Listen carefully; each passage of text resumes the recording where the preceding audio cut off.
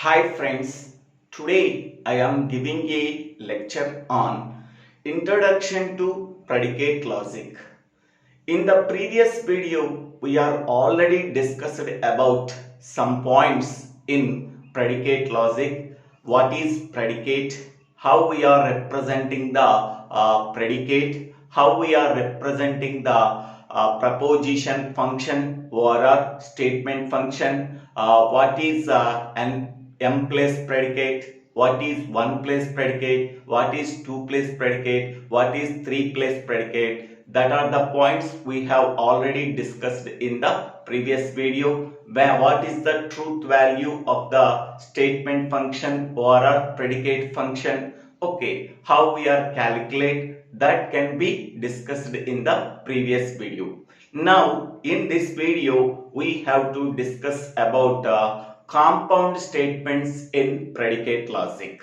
Okay, in the previous video we are already discussed about single statements in predicate logic. Now in this video how we are representing the compound propositions or our compound statements in predicate logic, that can be discussed in this video. Okay, now the topic is compound statements in predicate logic. So this topic also belongs to the introduction to predicate logic. Okay, now observe that, consider the statements. Here there are two statements are there. First one is John is a bachelor. Okay, second one is this painting is red. Okay, now consider the first statement, John is a bachelor. In this one, is a bachelor is a predicate. John is subject. John is a subject in that statement. Is a bachelor is a predicate in that statement. Now this can be represented so by using, first I am writing the predicate in uppercase letter, is a bachelor. In that one I am taking letter B to represent the predicate. Okay, next in between the parenthesis we have to write the subject name in that statement. Subject name is John, so John can be represented by G. Okay, here this statement can be represented by using a proposition function or statement function, that is B of J. Here B is nothing but a predicate. So what is the predicate in that statement? Is a bachelor. Is a bachelor can be denoted by capital P. Okay. Next one, what is the subject in that statement? That is a John. So John can be written within the parenthesis by using a single letter J. So this statement can be represented by using a proposition function B of J. Okay. Now consider the second statement.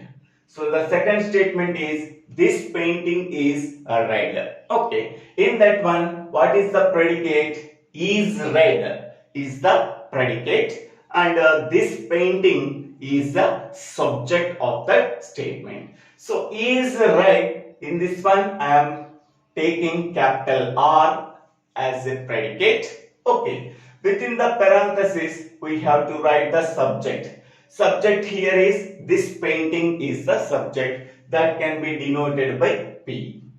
Okay. So John is a bachelor. Okay. J means John.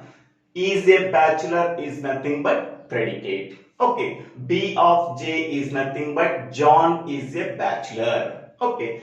Next one here, this painting is red. This painting is red. Okay. This predicate B belongs to only one subject, that is John. Okay. This predicate R belongs to only one subject, that is this painting. Okay. So first we have to represent the given statement in the proposition function or a statement function. while writing the proposition function or statement function, okay, within the parenthesis, we have to write the subject names or variable names or object names. Okay, outside the parenthesis, we have to write the predicate. Okay, next one. So now this is one proposition statement or proposition function, and this is one proposition function. Okay, or this is one statement function, this is another statement function. So these two statement functions are connected by using a connective. So then we are getting the compound statements. Okay, compound statements are obtained from the individual statement functions. Okay, and also some logical connectives we are using. What are the logical connectives that are available? And connective, or connective, conditional connective, biconditional connective. Okay, these connectives are mainly used for combining the statement functions to get the compound statement functions. Okay, now the compound statements can be obtained from the above two statements. So first one is John is a bachelor and this painting is blue. Okay, so here John is a bachelor can be denoted by B of J.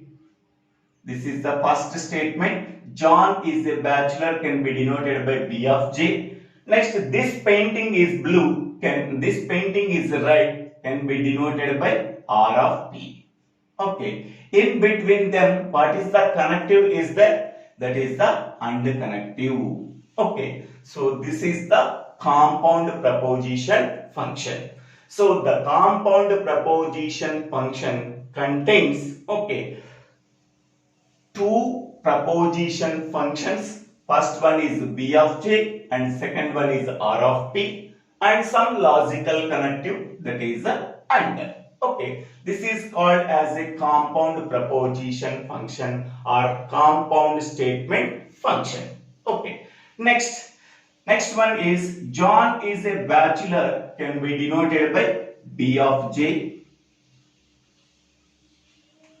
This painting is red can be denoted by R of P. In between them, what is the connective is there? That is the R connective is there. So that can be represented by B of J or R of P. This is a compound proposition function. This compound proposition function contains, okay, two proposition functions. One is B of J and another one is R of P, and some logical connective R. Okay. Next, third one.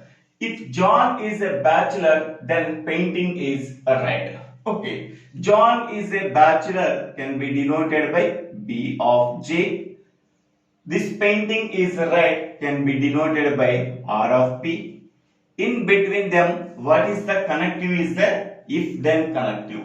So if then connective can be represented by using conditional. Okay. So now here B of J and R of P are the simple proposition functions.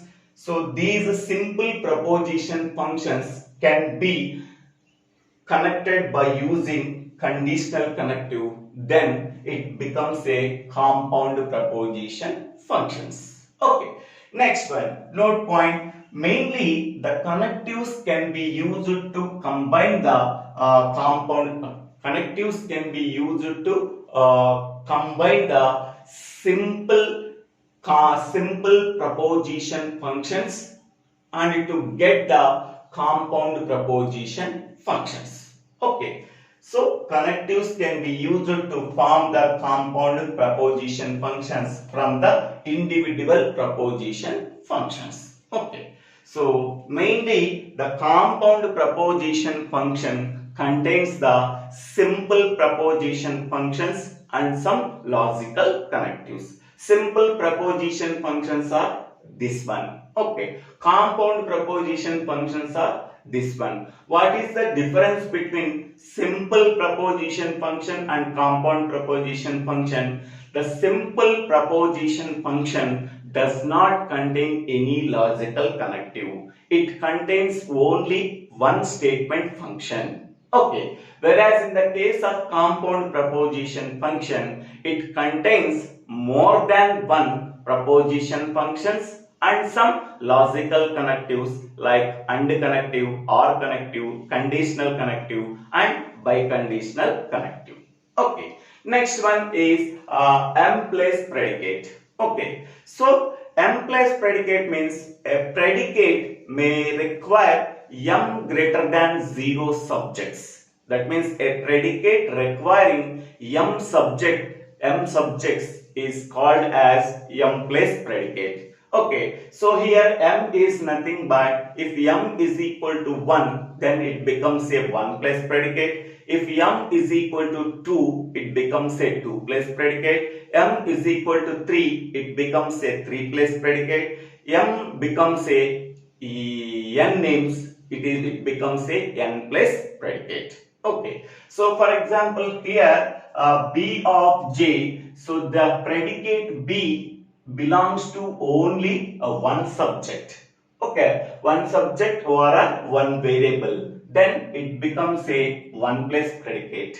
Here the predicate R belongs to only one subject, that is P. It becomes a 1 plus predicate. Okay, so a predicate requiring M names. Here names is nothing but subject names or variable names. Okay, here J is a subject, P is a subject. J is also called as variable, P is also called as variable. Okay, a predicate may require only one variable, then it is called as 1 plus predicate. A predicate may require two variables, it becomes a 2 plus predicate. A predicate may require three variables, it becomes a 3 plus predicate. Here M value is always greater than 0. Here names is nothing but subject names or variable names. Example, John is a bachelor. Okay, here John is the subject, is a bachelor is the predicate. We are already know that. It can be denoted by B of J. B of J. So this is what is this predicate B belongs to only one subject or one variable. It becomes a 1 place predicate. 1 place predicate. In the previous video, we are already discussed this one, but in this video with examples I am explaining. Okay, next one, Raju sits between Rama and Ravi. Raju sits between Rama and Ravi. Here, Raju, Rama, Ravi are the three subject names or three variables. Okay, sits between is the only predicate. Okay, sits between is the predicate. Raju, Rama and Ravi is the subject names or variable names. So sits between is the predicate, so that predicate can be denoted by yes. Okay, so this predicate belongs to how many number of variables? Three variables, that is Raju, Rama, Ravi. Okay, so now this predicate belongs to how many number of subjects? Three subjects or three variables. Then it becomes a 3 place predicate. 3 place predicate.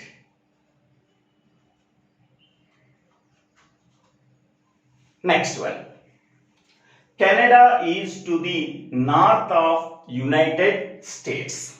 Okay, so here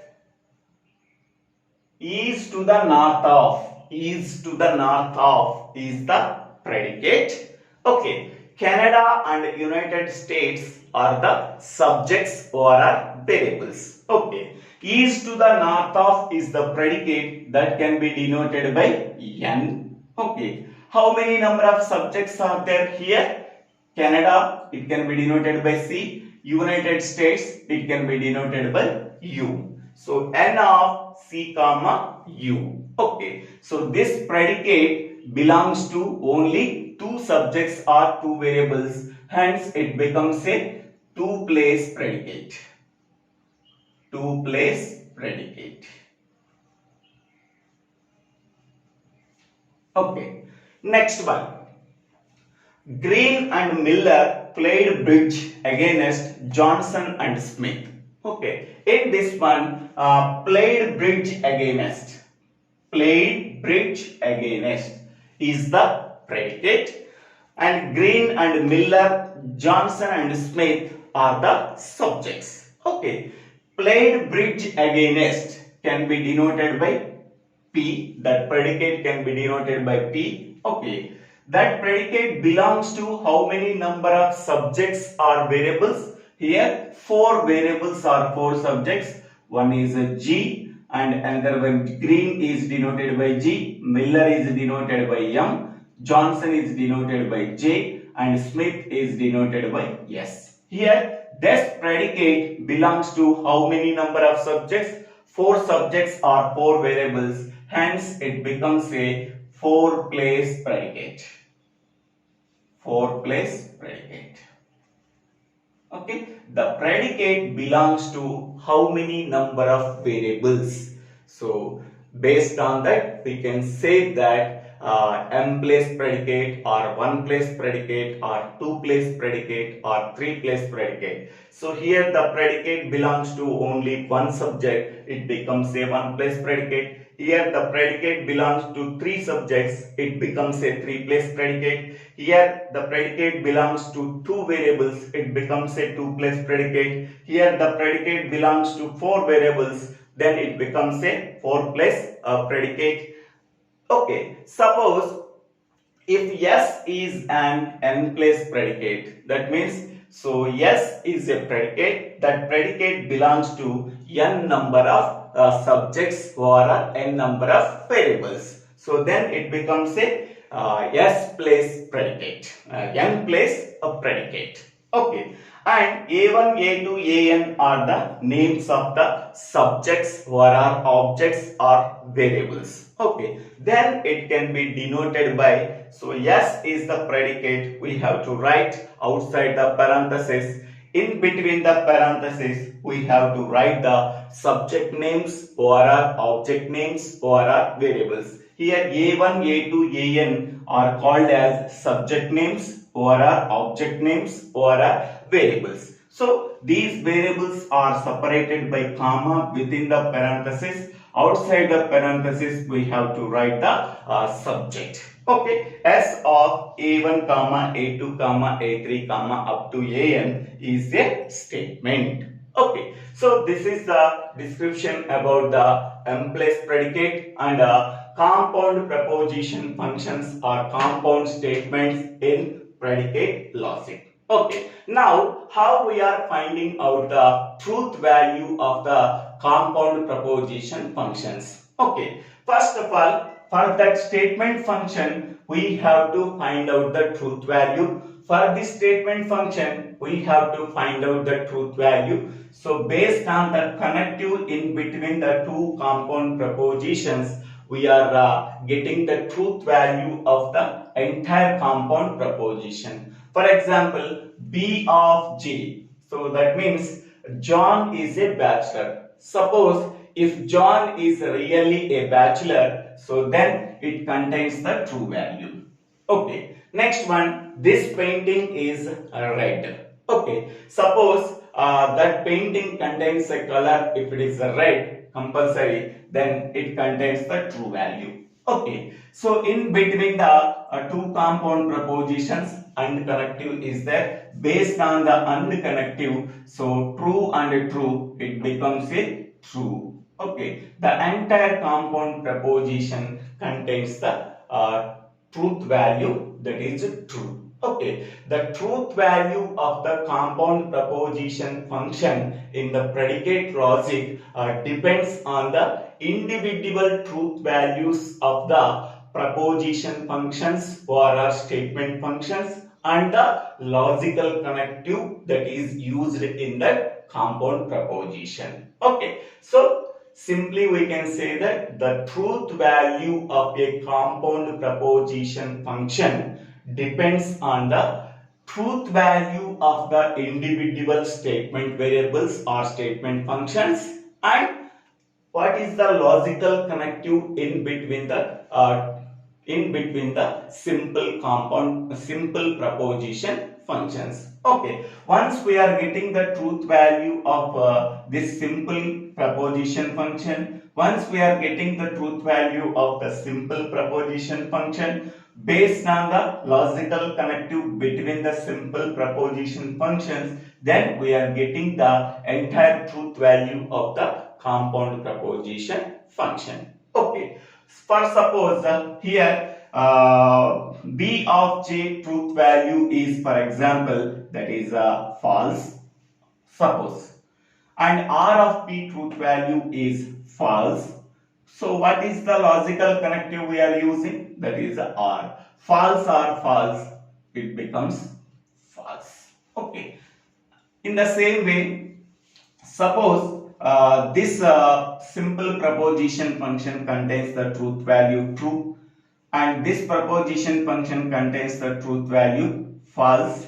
Okay, so in between them logical connective is conditional, true, conditional, false, so automatically it is a false. That means the truth value of the compound proposition function depends on the individual truth value of the simple proposition functions and logical connective used in between the simple proposition functions. Okay, so this is the description about the compound proposition functions in predicate logic. So thank you for watching this video. If you like this video, please share this video to your friends and classmates. If you like this video, please subscribe my channel name. So Divvela Srinivas Rao. Thank you.